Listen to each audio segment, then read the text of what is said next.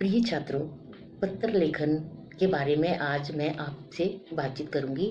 पत्र लेखन जो है वो एक महत्वपूर्ण कला है जिसका व्यवहारिक पक्ष अत्यंत सबल है। यह कला जन सामान्य के जनजीवन से संबंधित है। आपके पाठ्यक्रम में निम्न प्रकार के पत्रों का उल्लेख है। औपचारिक पत्र, जिसमें से प्रार्थना पत्र, आवेदन पत्र, शिकायती पत्र आदि आते हैं। वो दूसरे अनौपचारिक पत्र हैं, जैसे बधाई पत्र, धन्यवाद पत्र, शुभकामना पत्र आदि। आज मैं औपचारिक पत्र के विषय में विस्तृत रूप से जानकारी व गृह कार्य से अवगत करवाऊंगी। ये औपचारिकता के गुण से परिपूर्ण होते हैं। इसमें व्यक्तिगत भावना के लिए कोई स्थान नहीं होता है। औपचारिक पत्र का एक सुनिश्चित ढांचा होता है। आज प्रधानाचार्य से संबंधित आवेदन पत्रों पर चर्चा की जाएगी। दिए गए प्रारूप में आप देख रहे हैं कि मैंने 1 से 1.5 इंच का हाशिया बाएं ओर व दाएं ओर आधे इंच का दाएं ओर खींचा है। पत्र का आरंभ सेवा में फिर एक लाइन छोड़ी। प्रधानाचार्य महोदय, राजकीय वरिष्ठ माध्यमिक पाठशाला कोमा।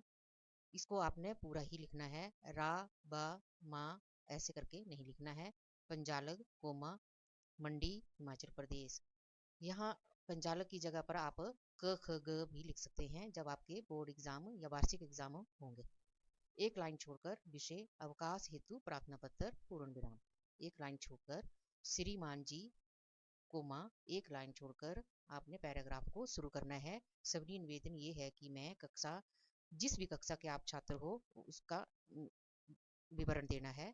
मैं ज्वर व सिर दर्द से काफ़ी शारीरिक कमजोरी अनुभव कर रहा हूँ और विद्यालय आने की स्थिति में नहीं हूँ। अतः आपसे मेरी विनम्र प्रार्थना है कि आप मुझे 2 दिन का अवकाश प्रदान करें में आप अगर गलती हो जाती है तो एक ही लाइन लगाएं। इस तरह ना करने की कृपा करें। मैं आपका सदा आभारी रहूंगा।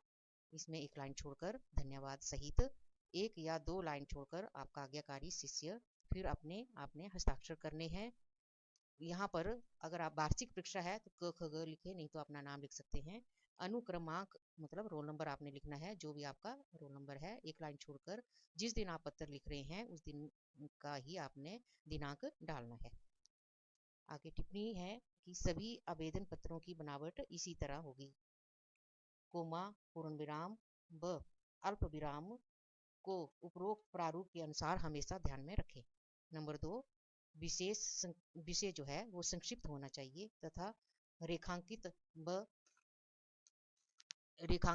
पूर्ण विराम लगाना ना भूलें। जैसे खेल कूद सामग्री की समुचित व्यवस्था हेतु आवेदन, आर्थिक दंड क्षमा हेतु विद्यालय त्याग का प्रमाण पत्र आवेदन, मासिक शुल्क कम करने के लिए आवेदन इत्यादि।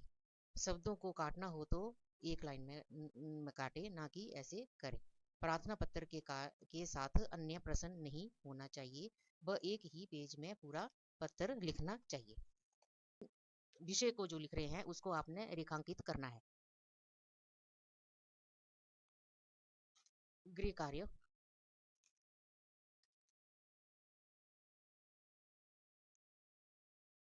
कक्षा 6ठी से 10वीं तक विद्यालय के प्रधानाचार्य को निम्नलिखित प्रार्थना पत्र, जैसे क है खेल फंड से खेल का सामान उपलब्ध कराने हेतु एक प्रार्थना पत्र। ख में है उचित कारण बताते हुए आर्थिक दंड मतलब जुर्माना माफ करने हेतु पत्र। ग में है विद्यालय त्याग का प्रमाण पत्र प्रदान करने के लिए पत्र। घ में है फीस माफ करने के लिए प्रार्थना पत्र। ण में है छात्रवृत्ति प्रदान करने के लिए पत्र।